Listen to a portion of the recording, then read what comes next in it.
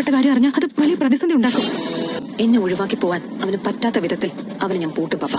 Hello guys, അങ്ങനെ സുഗമോദേവിയിൽ ആ ദേവികയുടെ കയ്യിൽ നിന്നും ആ ഒരു ഫയൽ മിസ്സായ കാര്യം പാർട്ടിക്കാരെല്ലാവരും അറിഞ്ഞു.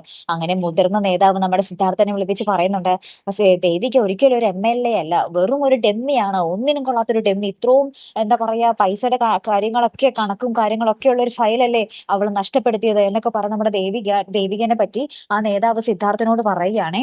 ഇപ്പുറത്താണെങ്കിൽ നമ്മുടെ ദേവിക ഭയങ്കര ടെൻഷനിലാണ്. ആ ഫയൽ എവിടെ പോയി, ആ ഫയൽ ഇനി കിട്ടിയില്ലെങ്കിൽ ഞാൻ എന്തൊക്കെ ചെയ്യേണ്ടി വരും എന്ന് എനിക്ക് അറിയില്ല എന്നൊക്കെ പറഞ്ഞ് ഭയങ്കര സങ്കടം പറയുന്നുണ്ട് നമ്മുടെ ചന്ദ്രമതിയുടെ അടുത്ത് കേട്ടോ. പിന്നീട് നമ്മുടെ ഇസബെല്ല ആ പപ്പയോട്, ആ പോലീസുകാരനോട് പറയുക കേട്ടോ, പപ്പ ഇനി ആ ഫയല് നമ്മുടെ തലയിലൊന്നും ആവൂല, ഇനി ആ ഫയല് കാണാതായ കുറ്റവും നന്ദന്റെ തലയിലേ വരുള്ളൂ, നമ്മൾ എപ്പോഴും സേഫ് ആണ് എന്നും പറഞ്ഞ് നമ്മുടെ ഇസബെല്ല പപ്പനോട്, ആ പോലീസുകാരനോട് പറയുന്ന ഒരു നിമിഷങ്ങളൊക്കെ തന്നെയാട്ടോ കൂട്ടുകാരെ നമുക്ക് കാണുവാൻ സാധിക്കുന്നത്. ഇപ്പുറത്തെ നന്ദനാണെങ്കിൽ എന്തൊക്കെ ദേവികയ്ക്ക് പറ്റിയാലും കുഴപ്പമില്ല, താൻ ഇസബെല്ലയെ പൊതിഞ്ഞു പിടിക്കും എന്നുള്ള ഒരു രീതിയിലാണ് നന്ദൻ കേട്ടോ.